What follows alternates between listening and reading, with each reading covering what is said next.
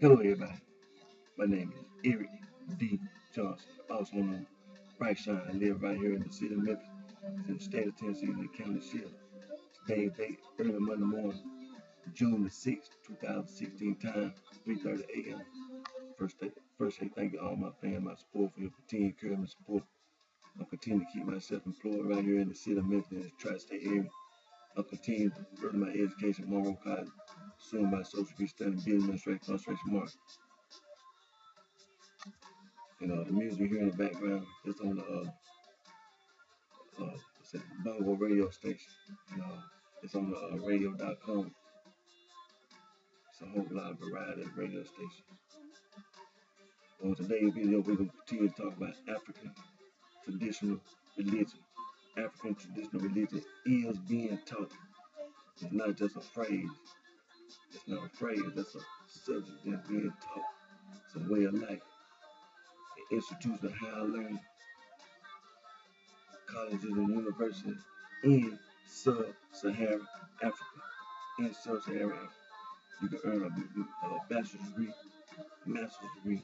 You can earn a PhD studying African traditional religion. An institution of higher learning that teach African traditional religion online. The National Open University of Nigeria is one of those institutions. Another institution, the University of South Africa, they teach African traditional religion online. Online. So all those students who are interested in studying African traditional religion, get in contact with the school, the Department of Religion and Philosophy. They give you all the information you need. You can either go to a campus or, like I said, you can study online. You have that option. Like I said, African traditional religion is being taught institution of higher learning in sub-Saharan Africa. Get the map.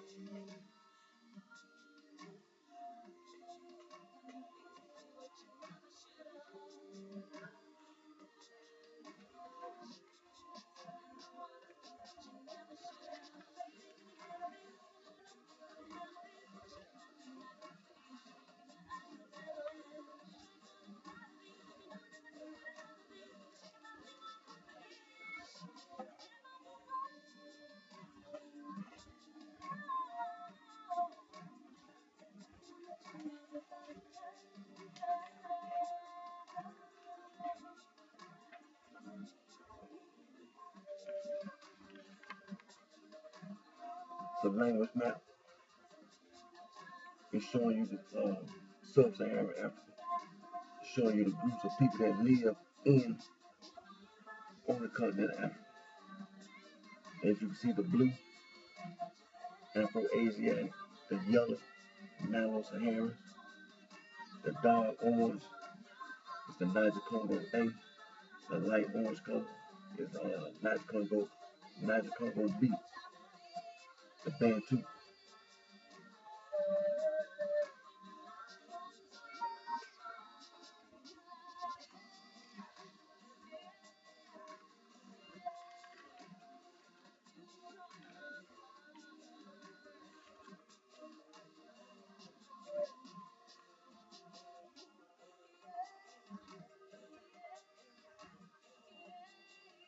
As you can see on this map, it's showing you the groups of people that live on the continent of Africa. The blue color is the Afro-Asiatic, the yellow color is the Nilo-Saharan, the dark orange Niger-Congo A, the light orange Niger-Congo B, the Bantu. The green color is the Khoi and the Sand. The Khoi people and the Sand people. And that purple color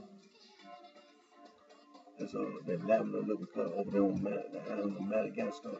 It's the Austronesians. That's sub-Saharan Africa.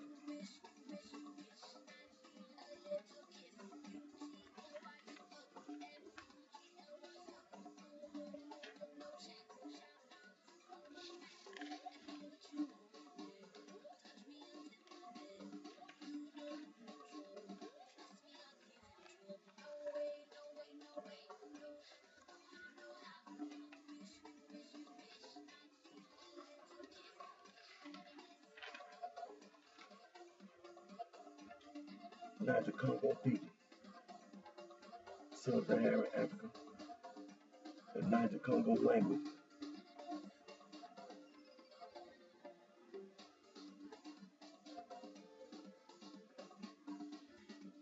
You have the primary branch, Volta Group Congo, the South Volta, Bantu, Bantu, Bantoid, besides Bantu, other East Benu Congo, West Benu Congo, and your Quay. That's your South Volta. Then you have your North Volta. You have your Kru, Sanufo, Gur, Volta language. Your Adamamwe, your Bungian language, that's your North Volta.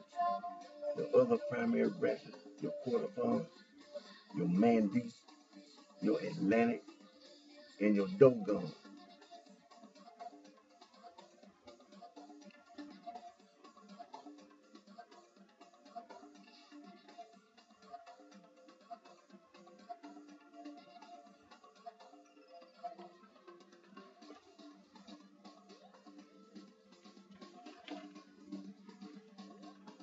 Niger Congo, language map, Sub-Saharan Africa.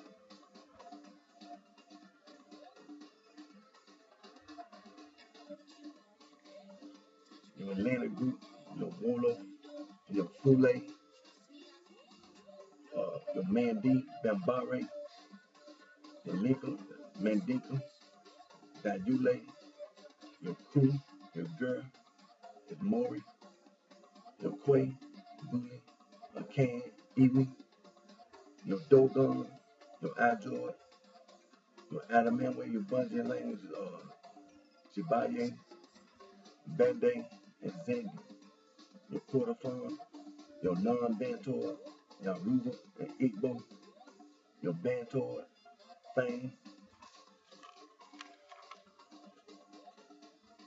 Tiki, Lingale, Mongo, and Kundu, Congo, Chauke, Lube, Lugende, Rwanda, Burundi, Sukume, Kikuyu, the Bantu, Swahili,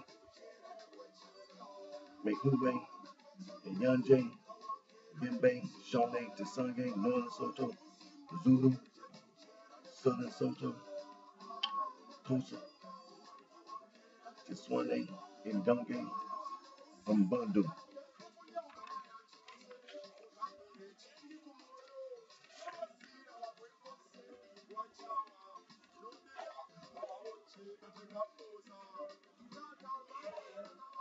You don't know the difference between the Afro-Asiatic and the Nilo-Saharan. You don't know the difference between the Niger Congo and the Nilo-Saharan. You don't know the difference between the Niger Congo and the Afro-Asiatic. Well, you ought to find out. It's a good idea. It's a must that you know. You don't know the difference between the Afro-Asiatic and the Austronesian. You don't know the difference between the Austronesian and the Nilo-Saharan. You don't know the difference between the Niger Congo and the Austronesian. Well, you need to find out.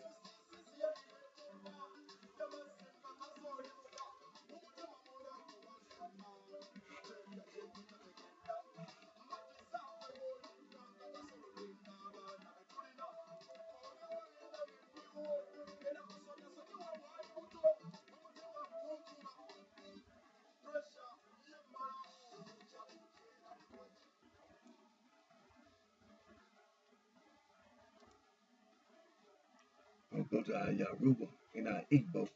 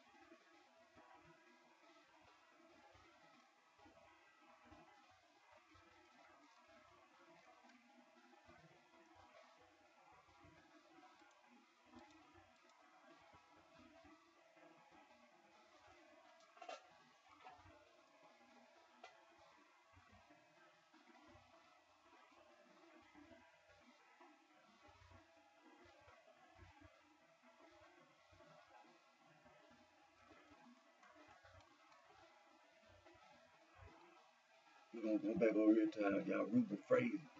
We're gonna go back on Yaruba phrase. We're gonna start at the very top. Hi, hi. What is your name? Kenny Oruko, Re. Nice to meet you. Odari, Leta Padi E. How are you? Bemolo, Seaway. I'm good, thanks. Moe, Dada, Isi. And you, Atewu, Atiawu. And we'll go over to the Igbo.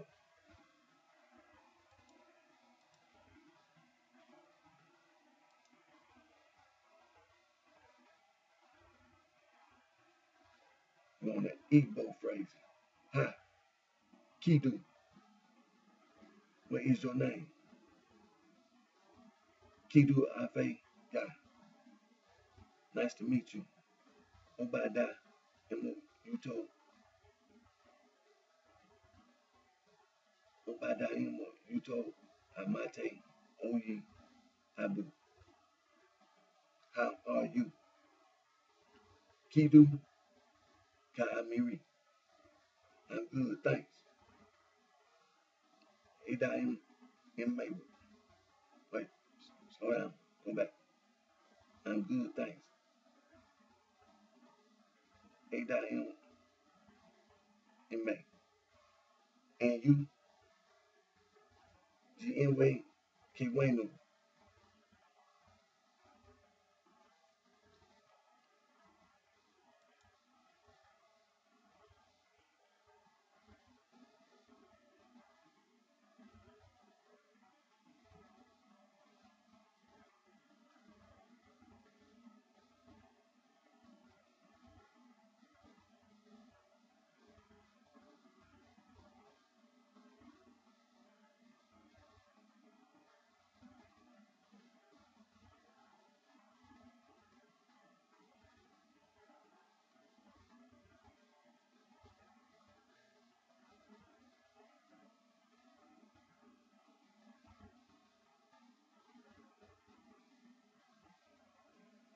All right, we still on.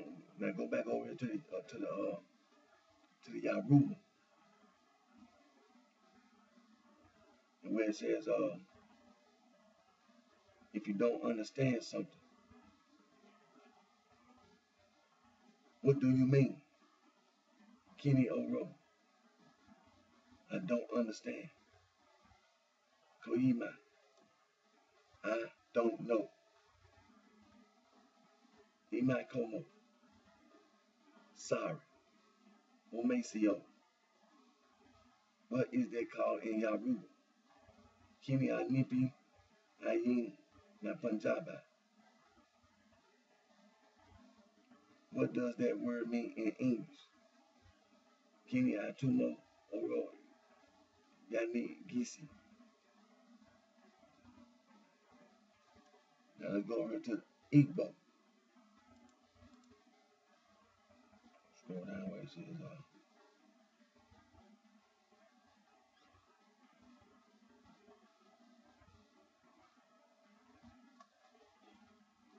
what do you mean? Guinea K Achiri. I don't understand. They go taga him. I don't know. They may rule him. Sorry. Indo. What is that called in Igbo? Guinea K in Acto. Na Susu Obodu Unu. What does that word mean in English? Kidu I in Akpo Abu a Susu Biki.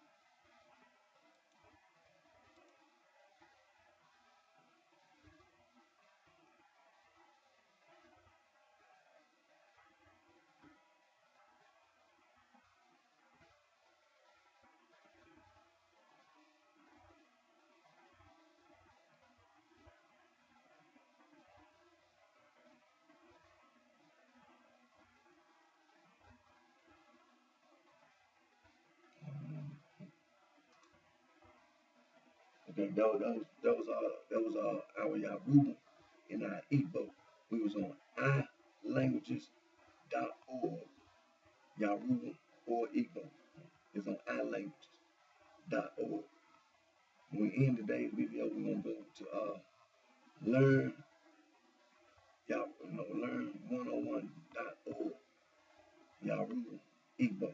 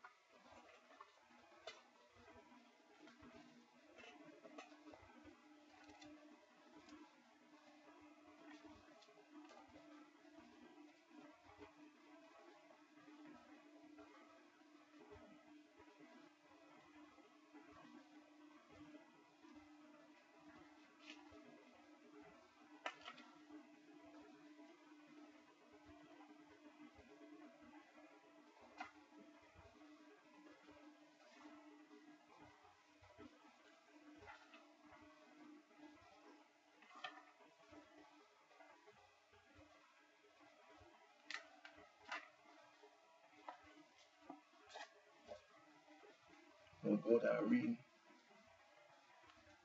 West African Traditional Religion, written by Dr. Joseph Omaseda Abalelu, Dr. P. Adalumo Do Pemu.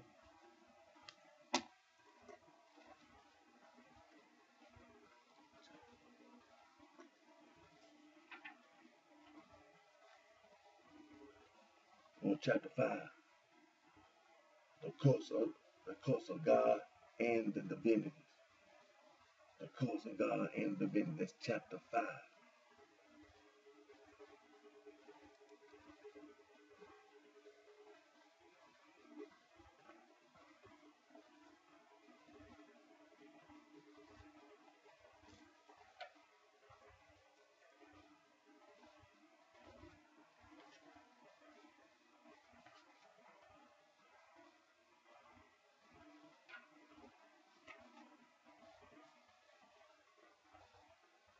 Sacrifice.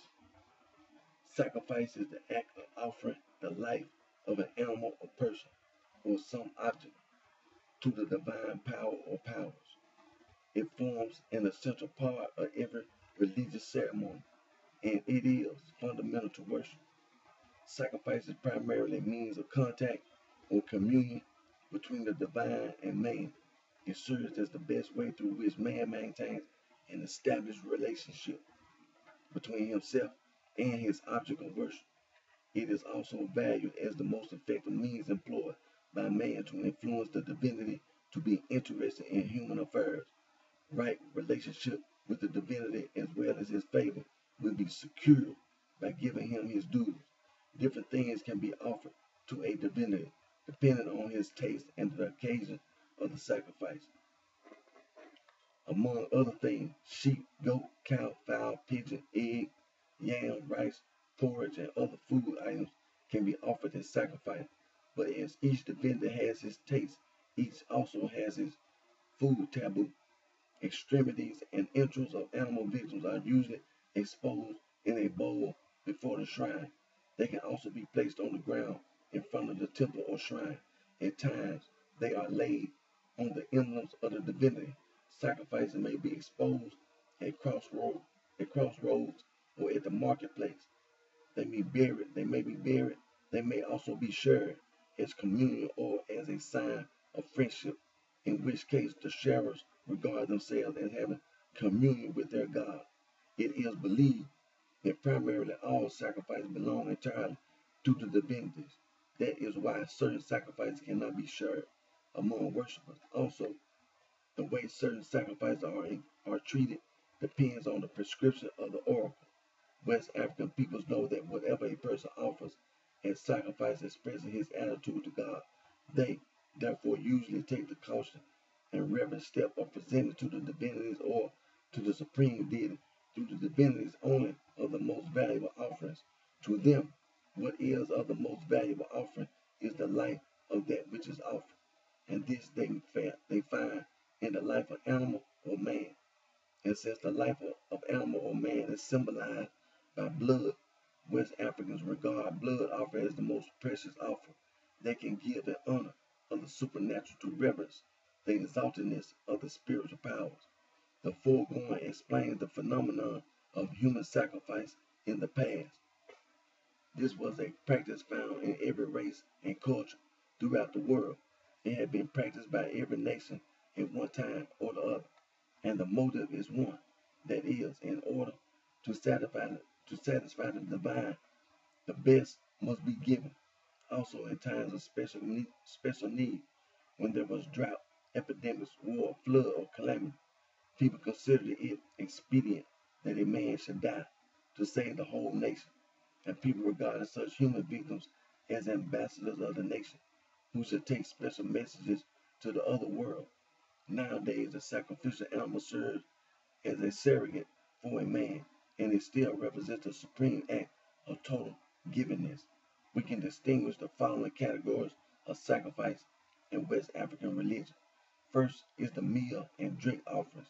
These take place almost daily, but regularly at the household shrine and on sacred days at the communal shrine, but they can also be performed on festival occasions. Any type of food item can be offered, usually the type that people eat at home.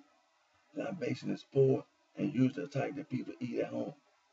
Oh, libation is poured, and the whole meal is offered to the divinity.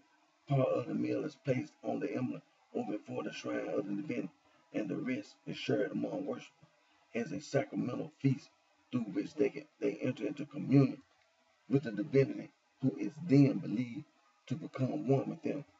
Second is a thanks offering or the gift offering. This is made to the divinity in appreciation of blessings received from him or in soliciting his favor. The sacrifice of thanks offering is also performed after childbirth and harvest, when one has won some favor or national title, when one has been successful in an undertaking, or when one has escaped some danger or misfortune. What is offered also depends largely on the desire of the worshiper.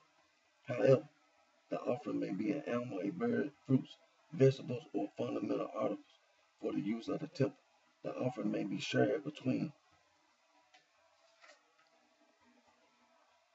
the divinity and the worshippers.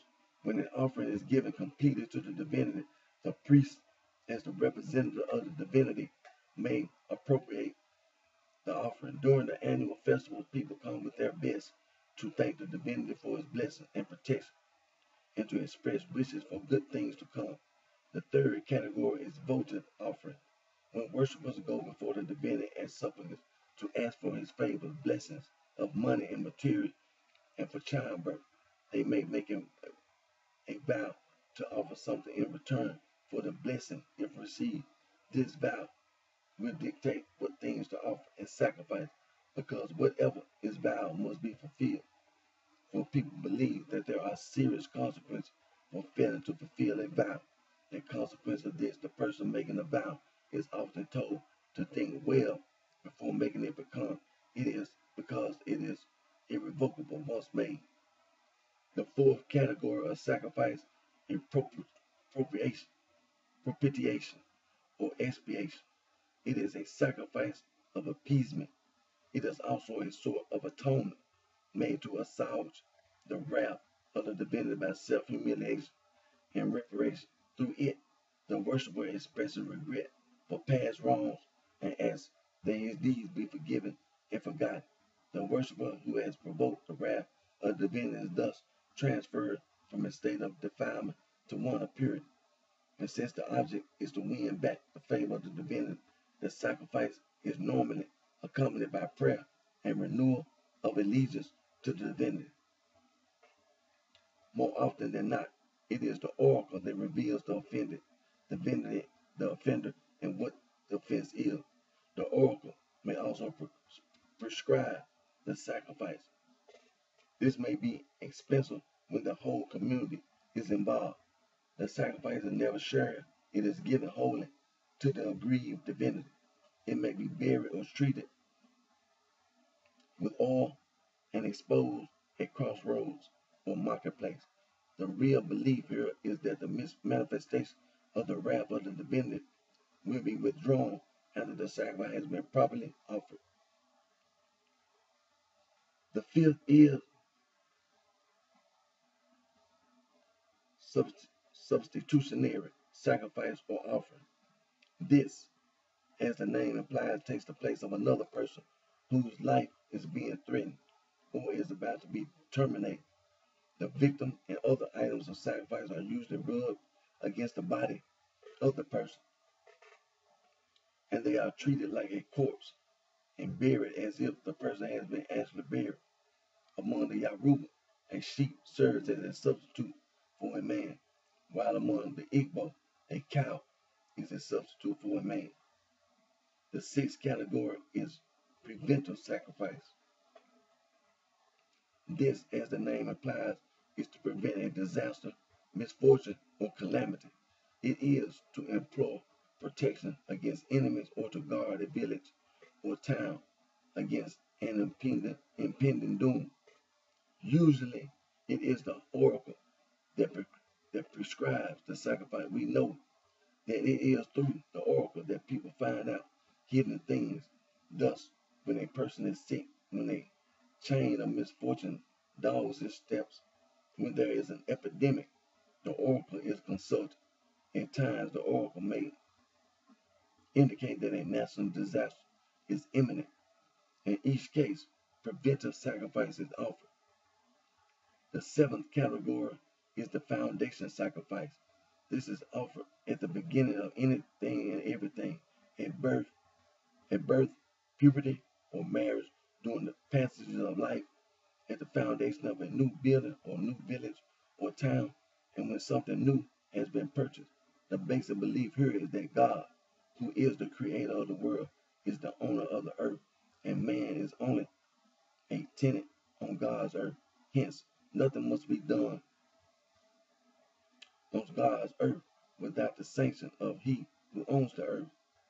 In the days gone by, human beings buried alive were offered as the victims of sacrifice, but today we have animal surrogates like sheep, cow, or oxen. We can summarize this section by saying that the whole gamut of human motives in worship is seen in the simple basic idea of a gift and a sacrifice.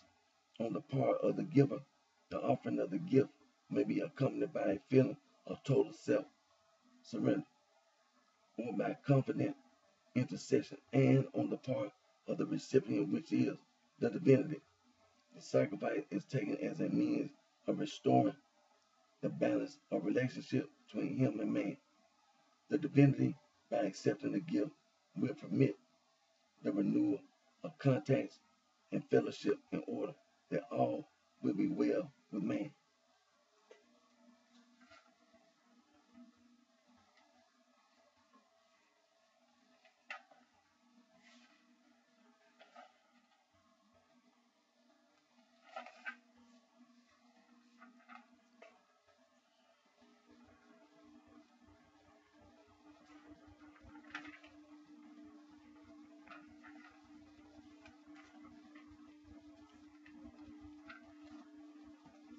We're going to start right there.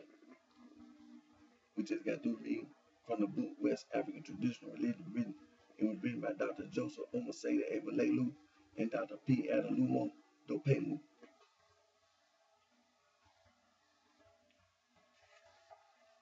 And we're reading from chapter 5, the cults of God and the divinities.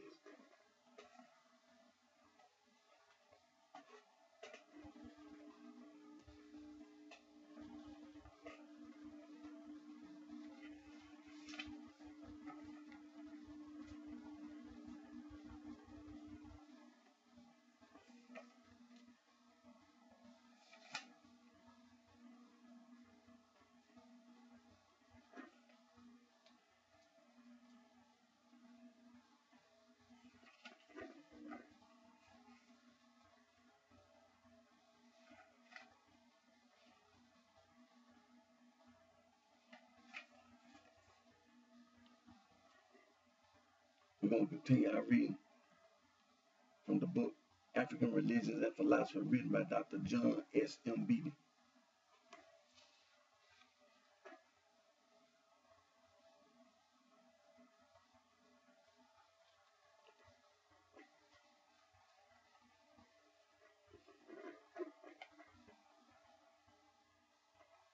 We read from chapter 2, the study of African religions and philosophy.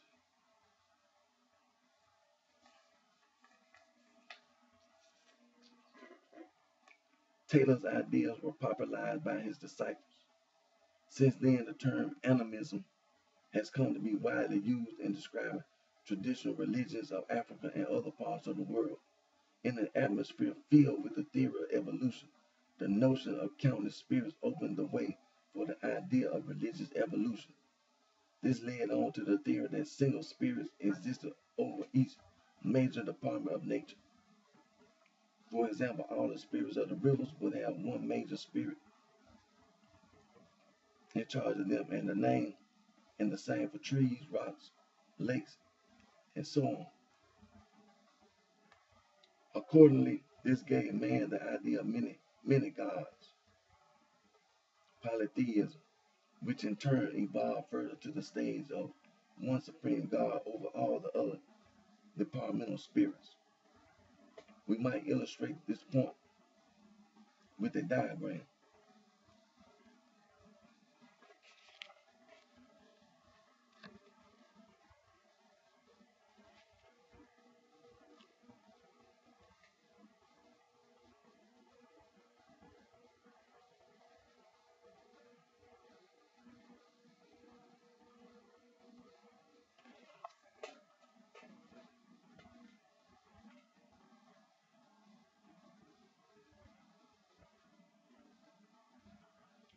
This type of argument and interpretation places African religions at the bottom of the supposed line of religious evolution. It tells us that Judaism, Christianity, and Islam are at the top since they are monotheistic. The theory fails to take into account the fact that another theory equally argues that man's religious development began with a monotheism and moved towards polytheism and animism.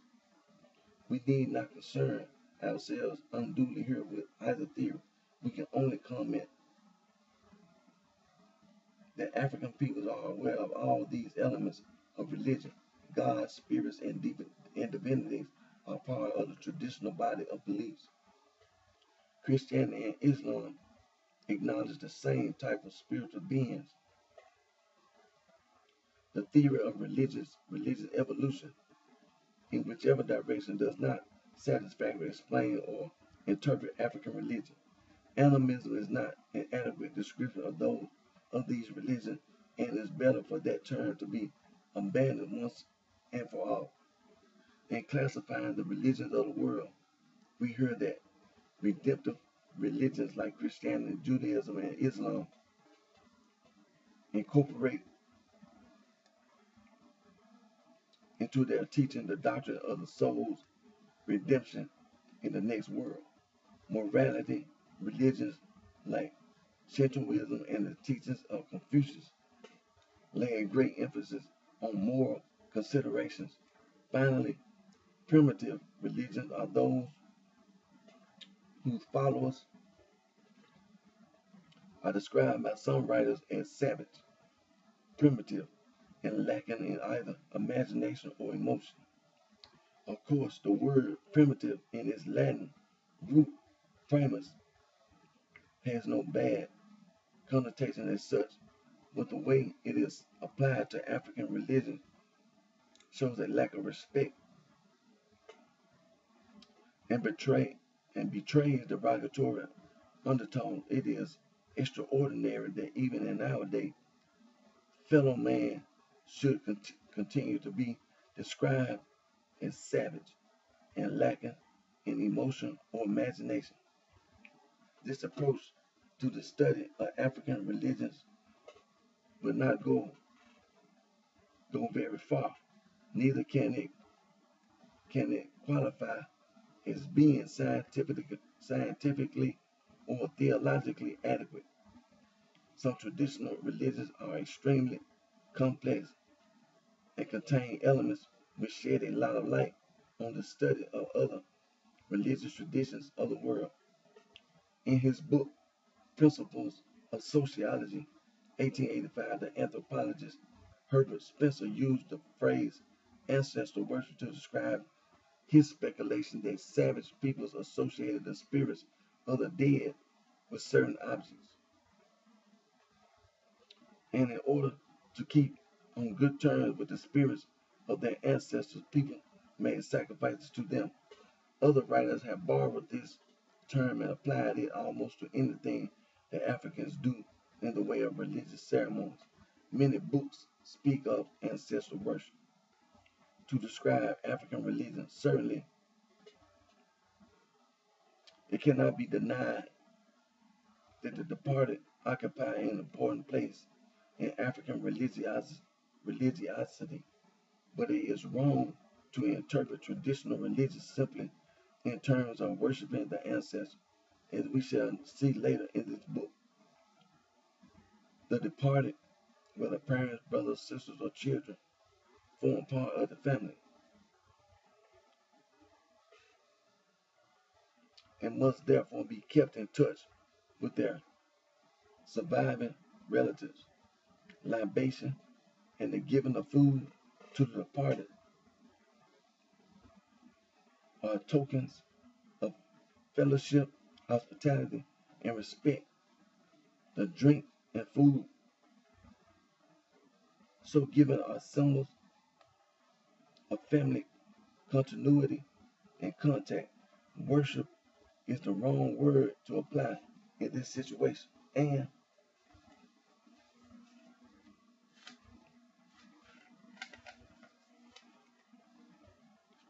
Africans themselves know very well that they are not worshiping the departed members of their family. It is almost blasphemous, therefore, to describe these acts of family relationships as worship. Furthermore, African religions do not end at the level of family rites of libation and food offerings. They are deeper and more comprehensive than that. To see them only in terms of ancestor worship is to isolate a single element, which in some societies is of little significance, and to be blind to many other aspects of religion. Other writers have tried to study or refer to African religions in terms of magic. Some consider magic to have evolved before religion as man's attempt to manipulate the unseen world. When man failed to control natural objects and phenomena by means of magic, he then resigned himself to forces beyond him, which in turn led to a belief in God as the source of all power. As such, magic is considered to be the mother of religion, since every African society has both magic and religion.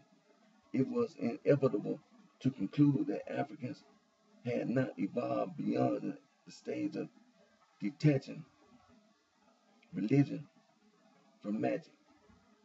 Some writers even tell us that Africans have no religions at all and only magic.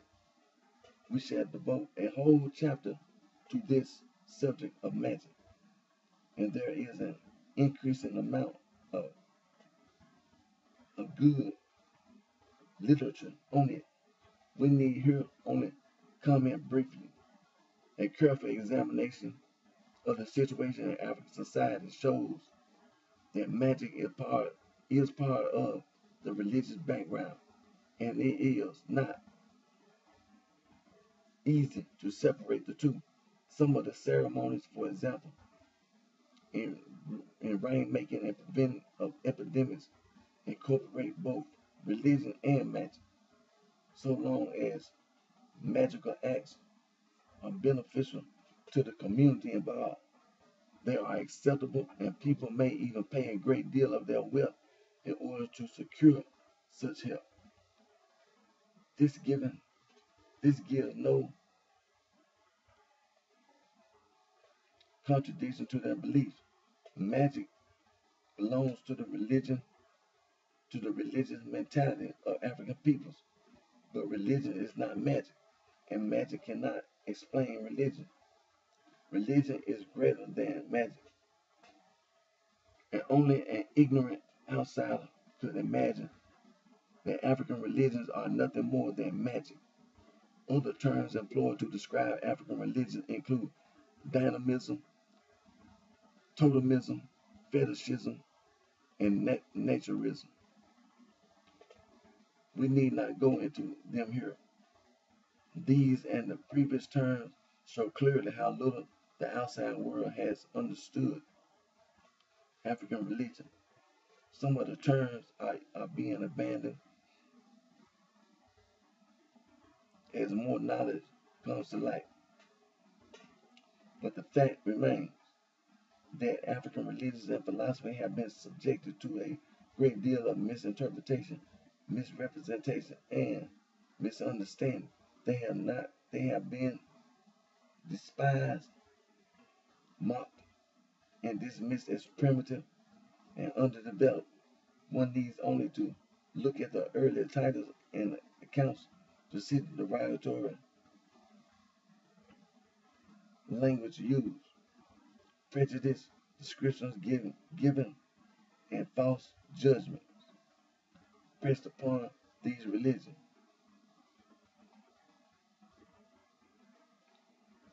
In missionary circles, they have been condemned as superstitious, satanic, devilish, and hellish. In spite of all these attacks, traditional religions have survived.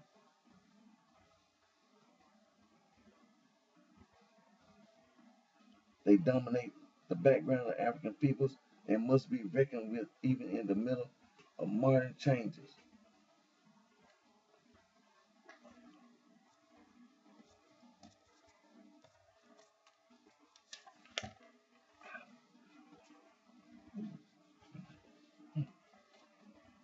We just got through reading Dr. John S. M. Beatty book, African Religions and Philosophy.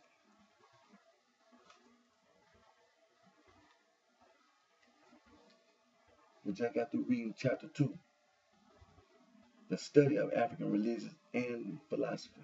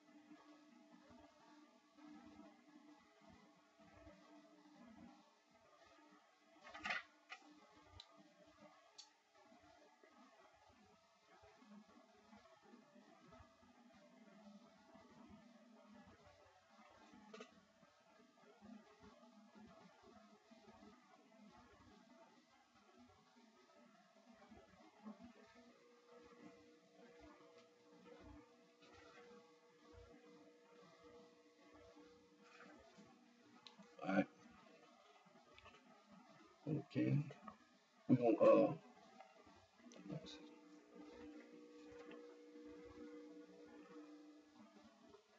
gonna continue our reading with African Traditional Religion, a definition by Dr. E. Balochi Adowu.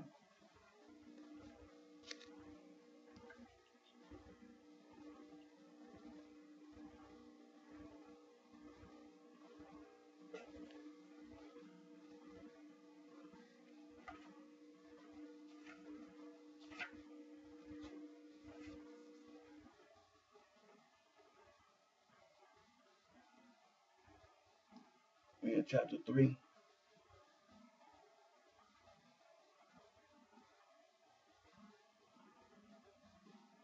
and we're reading the study of African Traditional Religion, chapter 3, the study of African Traditional Religion.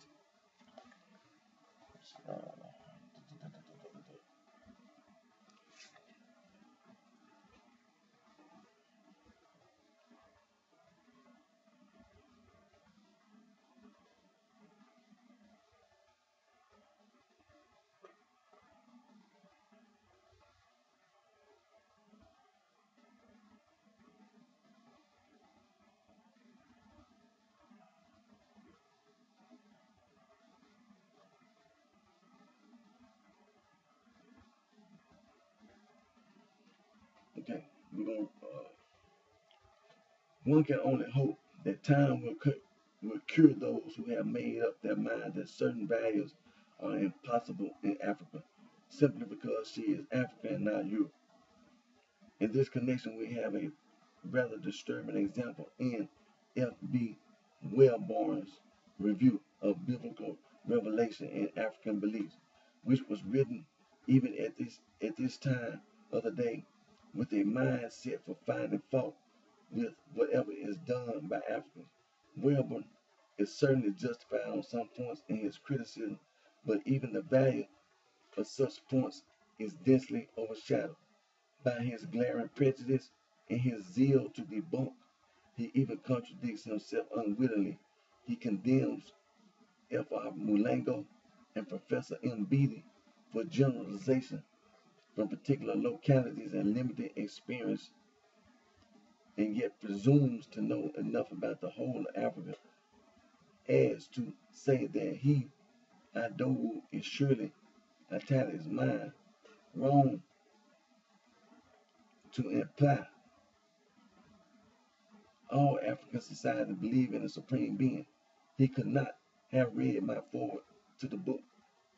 If he had read it, he would not have accused the participants at the consultation of African theologians of wittingly or unwittingly contradicting one another in the published papers of the consultation, or speak of their incapability of being aware of the often widely different African societies and of the aggressive negritude of Professor Adowu's introduction.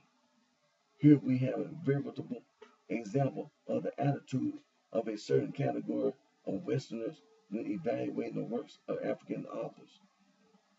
Either they are perfunctory in their reading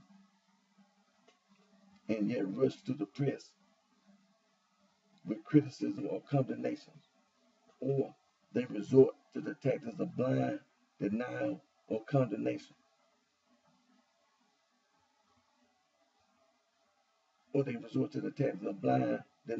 the aggressive negritude of Africans who are prepared to wean themselves intelligently from prefabricated scholarship and made in Europe academic tradition is a phrase with which in its various forms we are now becoming familiar. The augury at the moment with regard to African scholarship and research in Africa is that the African scholar will strike the balance by weaning himself from his pseudo-Westernism as well as his resentment and unnecessary self-assertion. Then his work of interpretation will be scientific, objective, and truly scholarly. African traditional religion. The next question which we have to face in this chapter is what is meant by African traditional religion, and whether or not one could speak of African traditional religion as a precise term. The question is two-dimensional. Can one speak of one indigenous religion for the whole of Africa? And what is the significance of the word tradition? This is not an easy question, as we have observed. The basic obstacles to any study of Africa with reference to cultures and beliefs are the size of the continent, her historical rate, and her consequent disruption, racial, social, and spiritual. There is also the important fact of the complexity of her cultures and systems of beliefs. All of these must be taken into account before one can attempt to an answer to the question. When we look at Africa with reference to beliefs, one first impression is of a certain objective phenomena, which appear to be made up of systems of beliefs and practices which are unrelated, except in so far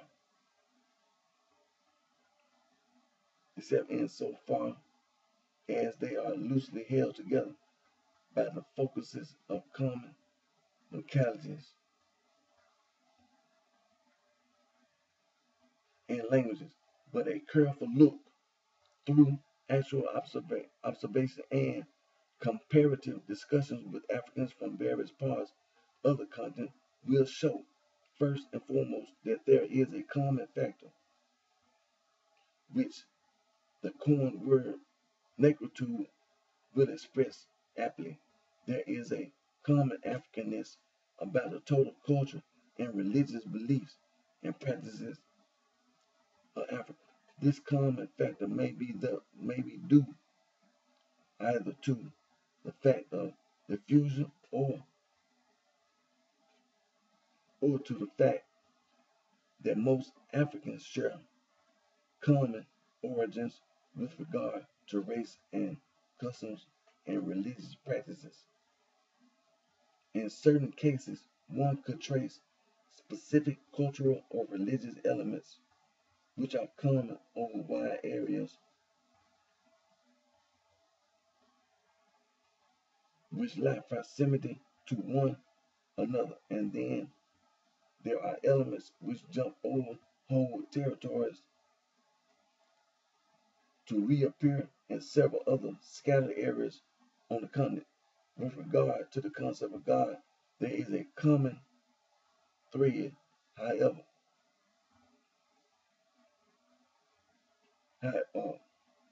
tenuous in places, running throughout the continent.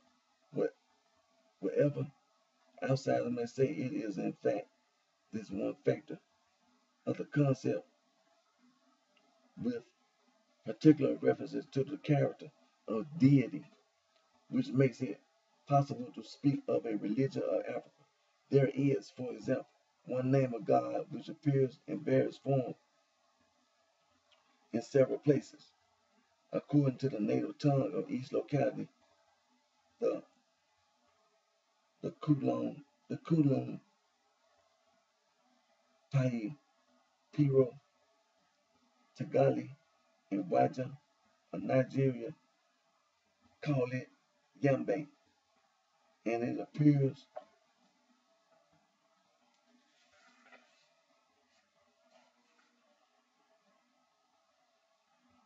in the Cameroons and the Congo in the forms of Yambi or Yambi.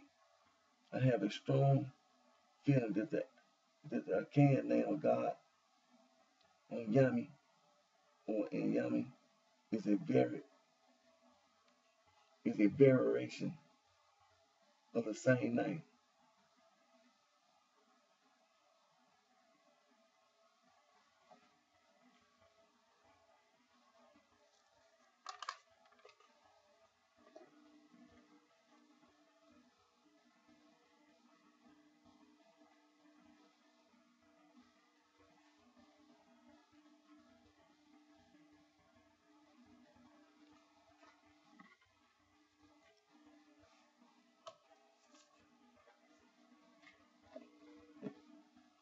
We're gonna start right there. Again, we just got through reading African Traditional Religion, a definition by Dr. E. Baloji Adowu.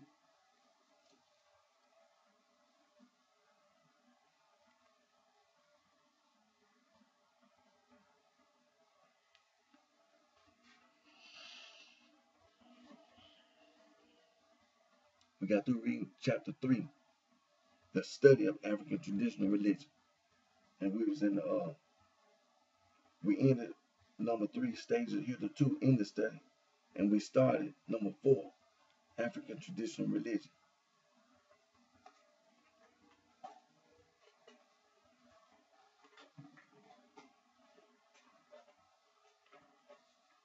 Before we end today's video, we're gonna go over here to learn101.com, Yaruba Igbo.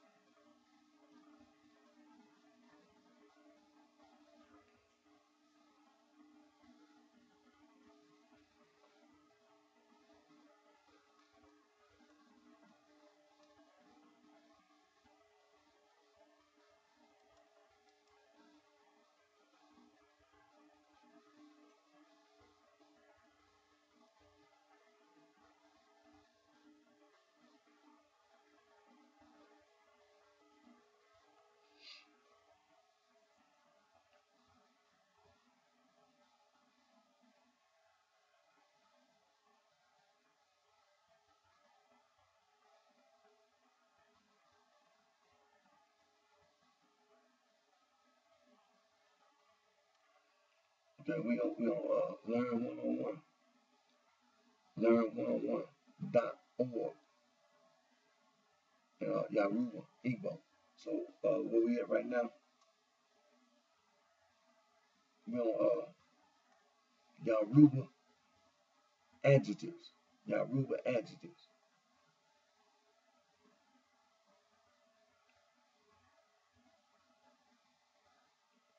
And we're gonna start up here where it said what the colors is.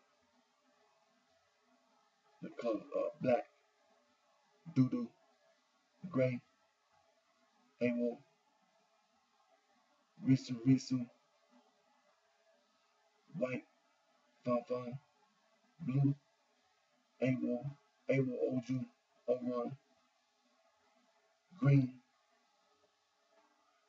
Green is awo iwi, yellow, pupe, rusu, rusu, red, pupe, brown,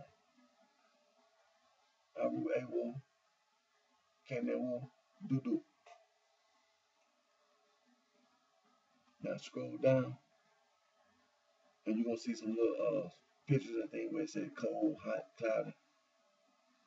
Scroll down there. All right, cold, otutu, hot, jibone, cloudy, rainy,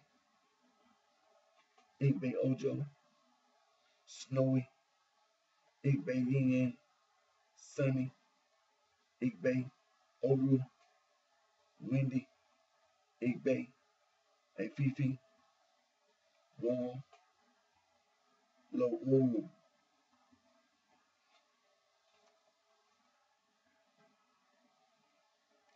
Now let's go over here to the Igbo.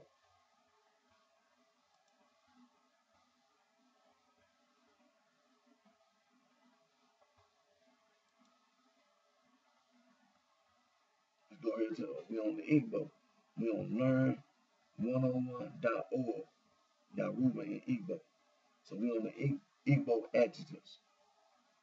Okay, we're at the very top where the colors at. Black, oja, gray, into, white, ocha, or oche, blue, otengili, green, ochendu, yellow, ido, red, emi, brown, blonde. And we'll scroll down where they got the little square pictures and things. Cold, hot, cloudy, rain. Cold, oh yeah. Hot, oku, oku, cloudy, oruku, rainy, and miry, snowy, snow, sunny, awu. Now it's awu, excuse me, where it says sunny, awu, windy, ikuku, warm, oku.